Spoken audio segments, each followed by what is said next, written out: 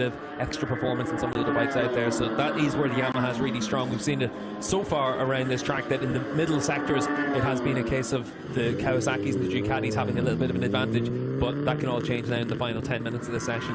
Yeah, so it's not sort of a Ducati problem in that last sector, it's more about Toprak and the way he works with his Yamaha. Yeah, everyone's going to have a bit of a Toprak problem in that final sector, and you can see Furlow's making his way out of the pits. He's already put 11 laps under his belt, and that's good to see as well, considering the injuries that he's had over the course of the last few rounds. And hopefully for him it is a case of being back on form and back to closer to full fitness and being able to ride a little bit more uninhibited than he had been in recent rounds. Several riders though waiting a fair while before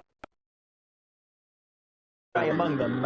You'd suggest that riders might perhaps have been expected to really put in as many laps as possible as far as track familiarisation was concerned. Well, I think that's why we saw some longer stints at the start of the session, riders going out doing 8 or 9 laps and then coming into the pits and making some changes to the bikes and then going out for these final 12 minutes. And you'd expect to see everyone stay out all the way through until the end of this session now. Yes, KRT leaving it late to return to the circuit, as we've been saying, but a couple of other riders also out onto track. Andrea Locatelli and Tati Mercado just completing their installation laps.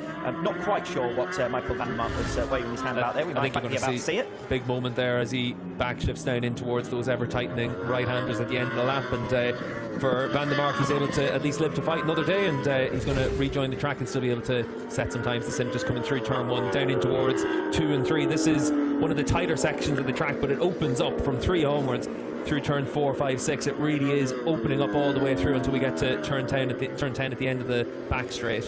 Scott Redding's just gone across the line for a new personal best, 1 minute 37.504 for Redding. So the standings now with just over 10 minutes remaining. Razgatlioglu 9/10 clear, Rinaldi second fastest, Bassani third fastest, Jonathan Ray fourth, and Scott Redding fifth. A fair number of Ducatis up towards the front of the field. Yeah, and certainly that's what Scott Redding's going to expect to see through the course of this weekend, is that Ducati have the performance to be able to get to the front. He wants to be a spoiler. As it is right now, he's 5th fastest, but you'd expect to see him find some performance as we move through the sessions today. But Ducati, they can be that spoiler if the bike works and it's in that right operating window. We've seen them so strong all the way through this season.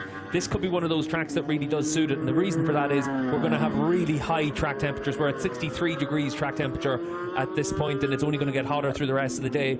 If you think back to the likes of Misano, when we had high track temperatures earlier in the season, that's when we saw the best from Michael Rubin Rinaldi. If you think back to when we saw some great performance from Bassani